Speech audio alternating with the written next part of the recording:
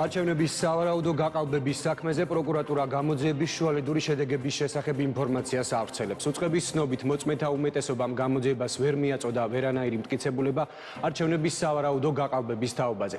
ექსპერიმენტის ფარგლებში კი, რომელიც უწყების განცხადებით საერთაშორისო ექსპერტების ჩართულობით დაიგეგმა, გამოირიცხა ერთი ამომრჩევლის მიერ როგორც სხვადასხვა, ასევე ერთსა და იმავე საარჩევნო უბანზე განმეორებითი თუ მრავალჯერადი ხმის მიცემის თეორიული შესაძლებლობა. ჩატარებული 800-მდე საგამოძიებო და საპროცესო მოქმედება, 400-მდე ფიზიკური პირი გამოკითხულია და ეს პროცესი გრძელდება.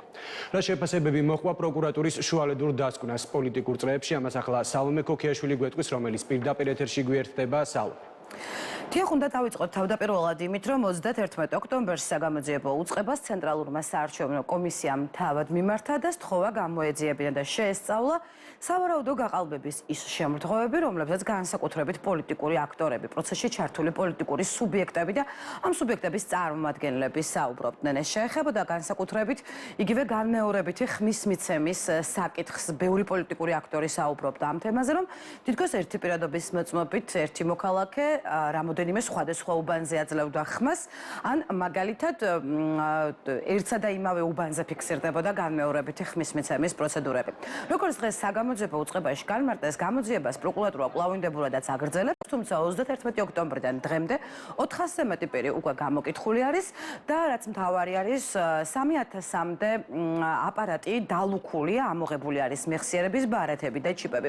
როგორც პროკურატურაში დღეს გამგვემარტეს, უცხოელი ექსპერტებიც იყვნენ მოწვეულები, მათ შორის ამერიკის შეერთებული შტატებიდან და სწორედ უცხოელი ექსპერტებთან ერთად ჩატარდა რამოდენიმე საგამოძიებო ექსპერიმენტი, მათ შორის მოეწყო იმიტირებული საარჩევნო უბანი და საგამოძიებო ექსპერიმენტმა აჩვენა ის, რომ განმეორებითი ხმის მიცემის ფაქტებს თავად აპარატურა და სისტემა სრულად გამორიცხავდა. შესაბამისად, პროკურატურა ამბობს, რომ ასეთი ბრალდებები ჯერჯერობით არ მტკიცდება. რაც შეეხება მაგალითად იგივე მარკირების სითხეს, რომლის ხარისხთან დაკავშირებითაც ამავდროულად იყო არაერთი შეკითხვა, ისევ პოლიტიკურ წრეებში, ლევან სამხარაულის ექსპერტიზის ბიურომ დაასრულა უკვე მარკირების სითხის შესწავლა და პროკურატურის მტკიცებით ირკვევა, რომ მარკირების სითხე ადამიანის ხელზე მათ შორის მრავალჯერადი დაბანის შემდეგაც კი მინიმუმ 12 საათს ჩერდება. ჩატარებული ექსპერიმენტის შედეგად დადგინდა, რომ საპარლამენტო არჩევნების დროს გამოყენებული ვერიფიკაციის აპარატებით შეუძლებელია ერთი და იგივე პირის მიერ სხვადასხვა საარჩევნო უბანზე ხმის მიცემა. ჩატარებული ექსპერიმენტით ასევე გამოირიცხა ერთი ამომრჩევლის მიერ ერთი და იგივე უბანზე ხმის განმეორებით ან და მრავალჯერადად მიცემის შესაძლებლობა. ექსპერიმენტის ფარგლებში ასევე დადგინდა, რომ ვერიფიკაციის აპარატში ერთი რომელიმე საარჩევნო უბნის ამომრჩეველთა სიის გააქტიურების შემთხვევაში იმავე აპარატში სხვა უბნის მონაცემების გააქტიურება შეუძლებელია. აქედან გამომდინარე, ჩატარებული საგამოძიებო ექსპერიმენტების შედეგად და მასში მონაწილე საერთაშორისო ექსპერტების გამოკითხვით გამოირიცხა ერთი ამომრჩევლის მიერ როგორც სხვადასხვა, ასევე ერთსა და იმავე საარჩევნო უბანზე განმეორებითი თუ მრავალჯერადი ხმის მიცემის თეორიული შესაძლებლობა. მოცემული ფაქტი ასევე დადასტურებულია CESCO-დან გამოთხოვილი საერთაშორისო აუდიტორული დასკვნებითაც. გამოძიების მსვლელობისას ასევე ჩატარდა საგამოძიებო მოქმედებები 2024 წლის საპარლამენტო არჩევნების დროს გამოყენებულ მარკირების სითხის ვარგისობის და საერთაშორისო სტანდარტებთან შესაბამისობის დადგენის მიზნით.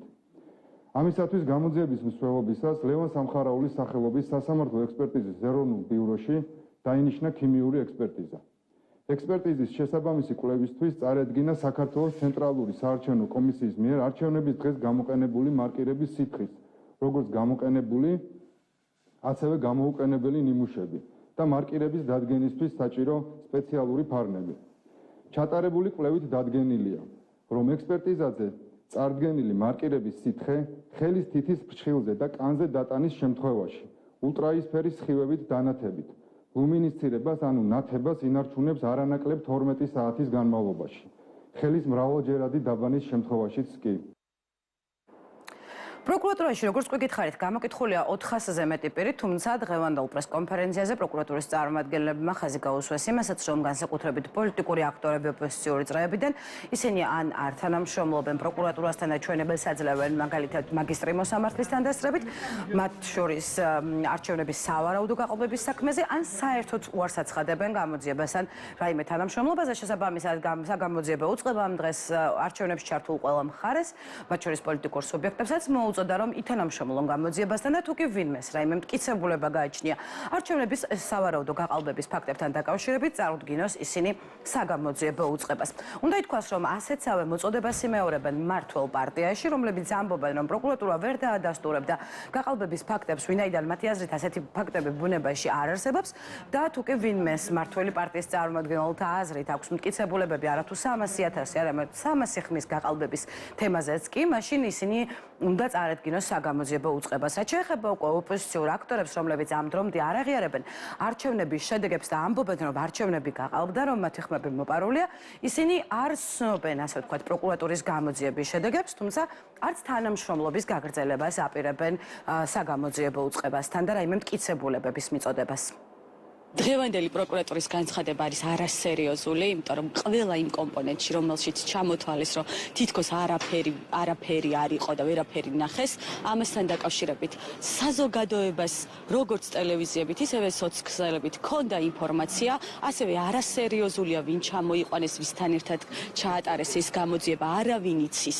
ანუ იმდენად გაუმჭირვალე იყო ეს პროცესი, რომ რა თქმა უნდა, იმ პროკურატურას, რომელსაც არ ვენდობით, ასევე არ ვენდობით მის ჩატარებულ გამოძიებას. როდესაც დღევანდელი ქართული პროკურატურა რაიმეს იძახის და ამბობს, ან ჩადენილია დანაშაული ან არა, რაიმე გაყალბება მომხდარა თუ არა, ამ ყველაფერს აქვს ჩალის ფასი და სასაცილოც კია, საერთოდ ეს გამოძიება ცესკოს ინიციატივით, როდესაც დაიწყო, დეპარტამენტი ქართული ოცნების სხვა დეპარტამენტს რომ ავალებს გამოძიების ჩატარებას, ეს არის რა თქმა უნდა ძალიან დიდი ირონია. რაიმე სერიოზულად საუბარი პროკურატურის პოლიტიკური სადამსჯელო ორგანიზაციის რაღაცა ობიექტურ მიეკვერძებულ გამოძიებას, რომ სასაცილოა და შეურაცხყოფაა საქართველოს მოქალაქეების. არენდობრივ პროკურატურასთან გამოძიებას. მე თქვენ გითხარით, მელამ თავის კუდი მოწმედ მოიყვანა. თუ კი ვინმეს რაიმე ერთი ფაქტი აქვს გაყალბებასთან დაკავშირებით, 300,000 კი არ არის საუბარი. აი 300 ხმის გაყალბება როგორ მოხდა? მივიდნენ და უთხრან პროკურატურას, რატო უმალავენ?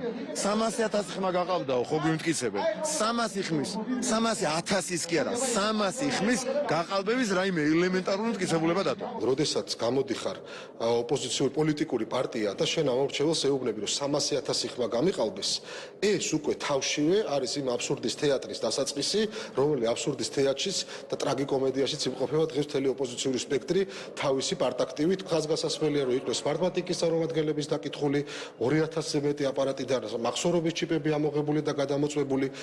საქართველოს პროკურატურა მოქმედებს გამოძიების უმაღლესი სტანდარტებით და როდესაც საქმე გვაქვს სალომე ზურაბიშვილთან და მისდაერ პოლიტიკოსებთან, რომლებიც მხოლოდ და მხოლოდ აღქმების თეორიით არიან შეპყრობილნი, რა თქმა უნდა ვერ ითანამშრომლობენ. არ კი არა, ვერ ითანამშრომლობენ ვერცერთ საგამოძიებო სტრუქტურასთან, იმიტომ არარსებული ფაქტებით არიან.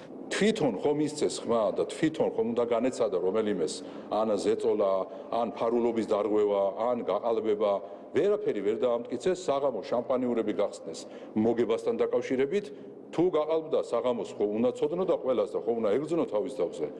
და აქედან გამომდინარე, რომ ნახესო წააგეს, მერე შემოატრიალეს და თქვენს რომ რაღაც გაყალბდა. ვერ დაამტკიცეს, იმიტომ რომ არ იყო ამის მტკიცებულებები. პროკურატურაში კი გამოძიება ამ დრომდე გრძელდება, ჩანიშნული არის კიდევ რამოდენიმე ექსპერტიზა, მათ შორის მაგალითად იგივე აპარატების თვალსაზრისით და მათ შემოწმება კიდევ ერთხელ უნდა მოხდეს, მაგალითად დალუქვამდე ხომ არ იყო რაიმე ჩარევა, თუმცა პროკურატურაში ამ დრომდე საუბრობენ იმაზე, რომ თუ კი ვინმეს აქვს რაიმე მტკიცებულება, კონკრეტული მტკიცებულება არჩევნების სავარაუდო გაყალბების ფაქტებისა, ისინი აუცილებლად მიაწოდონ საგამოძიებო უწყებას, რაც შეეხება გამოძიების მსვლელობას დღეს საგამოძიებო უწყებაში. დაგვირდნენ, რომ პერიოდულად ინფორმაციას მიმდინარე გამოძიების თაობაზე ისინი საზოგადოებას მიაწვდიან. მადლობა, ეს სალომე ქოქიაშვილი იყო.